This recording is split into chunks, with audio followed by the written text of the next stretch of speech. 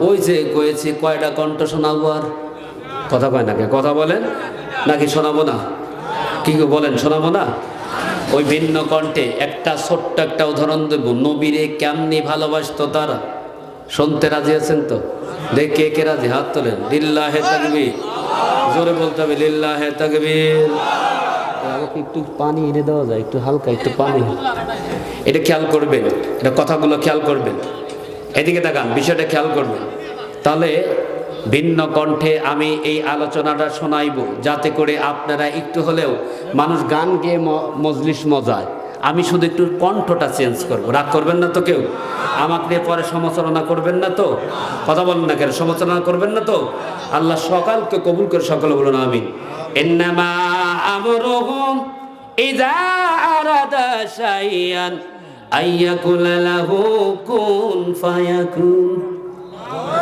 আর জোরে বলেন আমার মালিক ডাকবেন আরে বন্ধু তোমার উম্মতদেরকে বলো আমি যখন কোনো কিছু করতে চাই কোন আমর হাজারে সিগা ফায়াকুন সঙ্গে সঙ্গে সেটা হয়ে যায় চিল্লা বলুন আল্লাহু আকবার কেমন ভালোবাসা তাদের ছিল হানজালা সবেমাত্র বিয়ে করেছে বাসর রাত্রি যাপন করে নদীতে গেছে গোসল দিতে আমাদের সমাজের মানুষেরা যুবক যারা আছে তোমাদেরকে বলি এমন যুবক আছে রে বাসর করে কিন্তু তারপরে তার ফরজ গোসল করে না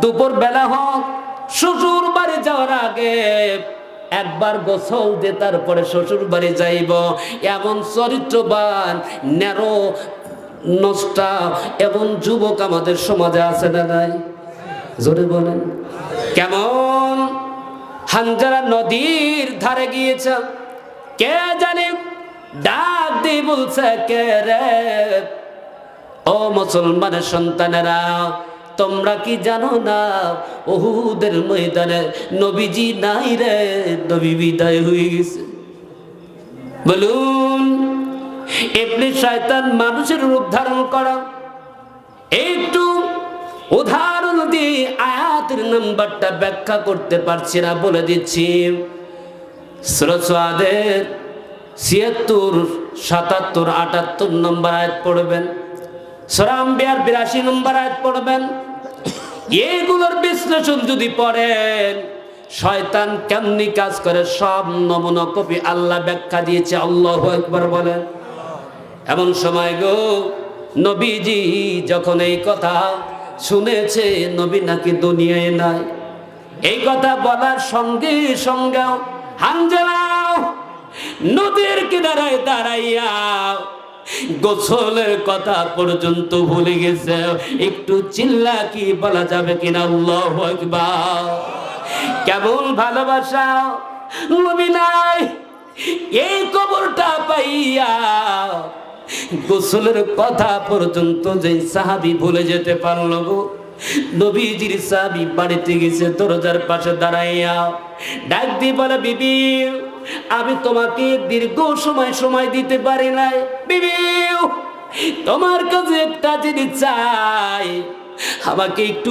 তরবারিটা দাও আমি বিদায় নিতে এসেছি স্বামী গো কেমনি করে তুমি আজকে তরবারি চাইতেছ তুমি তো নদীতে গোসল দিতে গেছো তরবারি দিয়ে কি করবা বিবি ডাক দেয় স্বামী তুমি হঠাৎ করে নদীতে গিয়া তরবারির আহ্বান করেছো স্বামী আমি তোমার অর্ধাঙ্গিনী স্ত্রী হিসেবে আমি জানতে চাই স্বামী ডাক দেয় বিবিরা যেই নবী না হইলে আমি হানজালা হিদায়াতের রাস্তা পাইতাম না এমন নবীজি উহুদের ময়দানে কাফেরদের দ্বারা ধর্ষণ হয়ে গেছে বিবিরা যেই নবী উহুদের ময়দানের শহীদ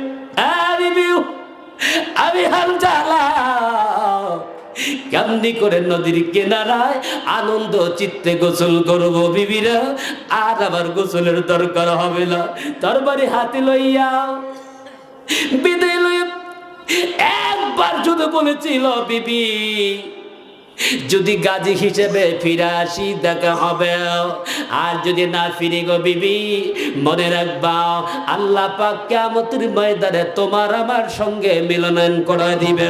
জোরে বলুন না আল্লাহু আকবার। বিবি চিন্তা করো না। এই বলে হামজালা বিদায় লইয়া উহুদের ময়দানে যুদ্ধ করে নবীজি গর্তের মধ্যে পড়ে আছে। হঠাৎ করে নবী একটু উঠে সাহাবীদের কাঁধে ভর করে, নবীজি সাহাবীদের হাতের উপর ভর করা, একটু মাথা উঠাইয়া দেখে রে কে জানি বিক্রমের সঙ্গে যুদ্ধ করে। নবী বলে সাহাবীরা কে জানি এত বিক্রমের সঙ্গে যুদ্ধ করছে, দেখো কে।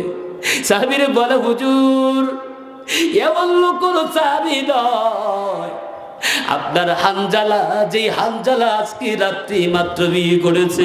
আল্লাহু আকবার ধরে বলে আমার নবী এত কষ্টের মধ্যে থেকেও চোখের পানি ছেড়ে দিয়ে কান্দে আর ডাক দি বলে সাহাবীরা তোমরা কি এতটা ভালো আমি রাসূলকে তোমরা বেসেছো? যুদ্ধ বন্ধ অনেক ব্যাখ্যা, শুধু উদাহরণ দেয় নবীর ভালোবাসলে তার মর্যাদা কতটুকু বাড়ে। হানজালা গো সমস্ত কিছু যখন বন্ধ হয়ে গেছে, সাহাবীদের কান্দে ভর করে নবী হাঁটতে যায়, নবীর আর পা ওঠে না। কান্দে নবী কান্দে, সাহাবীরাও বিশেষ করে আবু বকর নবীকে ধরে যখন উত্তোলন করে ধরেছে, আমার নবী বলে আবু বকর রে, ও সাহাবীরা শুনে নাও, আমি জানি অনেক সাহাবীরা উহুদের ময়দানে শহীদ হয়ে গেছে, আমি নবী অর্ডার শহীদ তাদেরকে বিনা গোসলে কবর দাও। চিল্লা বলুন না আল্লাহু আকবার। আমার নবী কাঁদতেছে, সাহাবীরাও হাহুতাজের মধ্যে চিন্তায় বিমূঢ় হয়ে গেছে, আমাদের ভাইরা কেমনি করে ইসলামের জন্য জীবন দিল। সাহাবীরাও কাজ শুরু করলো, বহুদূর থেকে কে জানি একটা মহিলা দৌড়ের গতিতে আসতেছে, তাকিয়ে দেখে কে যেন আসতেছে আর আসতেছে। নিকটবর্তী হলেও নবীজিকে মহিলাটা সালাম জানিয়ে বলেছিল, নবী গো আমার স্বামীকে গোসল ছাড়া কবর দিবেন না। আমার নবী বলে কেন, তোমার পরিচয় কি, তোর বাড়ি কোথায়, তুমি কেরা মা, তুমি কে এসেছ গো?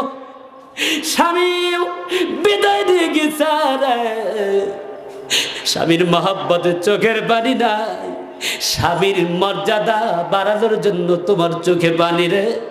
মাগো বলো তো দেখি তোমার পরিচয়টা দাও। হানজালার স্ত্রী কান্দার ডাক মারা, নবীজি আমার দীর্ঘ কোনো পরিচয় নাই, গতকালকে যেই সাহাবীকে আপনি বীর ফিরিতে বসাইছেন, জোপার রাত্রি পালন করে নদীর কিনারে দাঁড়ায় যখন শুনতে পেরেছে আপনি রাহমাতাল লিল আলামিন নাকি দুনিয়াতে নাই, হুজুর আল্লাহর কসম করে বলছি, এই কথা শোনার সঙ্গে সঙ্গে আমার স্বামী গোসলের কথা ভুলে গিয়েছে। নবী গো আমার স্বামীকে গোসল ছাড়া কবর দিবেন না। নবী সাহাবীদেরকে ডাক দেয়, সাহাবীরা তাকায় দেখো হানজালার লাশগুলো খুঁজে বের করো, গোসল দে কবর দে।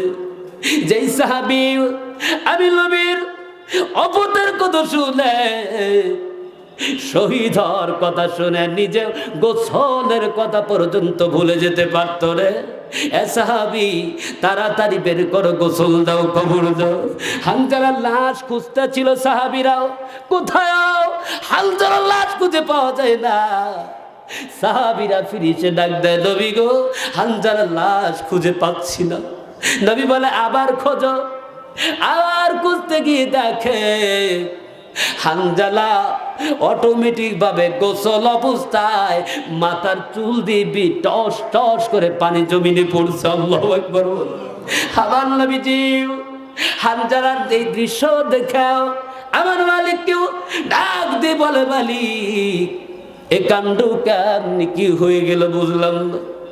আবার আল্লাহ ডাক দিয়ে বলে, জিবরাইল আমার বন্ধুকে জানাও আমি আল্লাহ হানজালার জীবন দাওতে এতটা খুশি হয়েছিলাম, যার কারণে দুনিয়ার কোন সাধারণ পানিদের গোসল দেওয়াই নাই, হানজালাকে আমি আল্লাহ ফেরেশতাদেরকে দিয়াও হাউজে কাউসারি জান্নাতি পানি দিয়ে আমি আল্লাহ গোসল দেওয়াইছি। এরা তোমার অধিবাসী বুঝেছে, নবীর প্রেমে যারা জীবন দেয় তাদের জীবনের কোনো ব্যর্থতা নাই, বরং এই জীবনটাই তার জন্য সবচেয়ে সফলগামী। চিল্লা বলুন না আল্লাহু আকবার। এই জন্য বলি মেহেরবানি করে এই যে ঘরটা, যেই মসজিদটা, ঘরটা কার ঘর? আরো জোরে বলুন। ওই নবীজি, ওই আল্লাহর প্রেরিত নবী তার মুখ জবান দিয়ে বলেছে, মান বানা লিল্লাহি মসজিদান বানাল্লাহু বাইতুন ফিল জান্নাহ।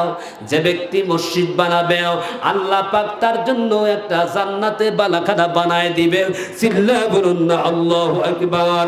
একটু মেহেরবানি করে আসুন, 2000, 5000, 500 মেহেরবানি করে একটু আসুন।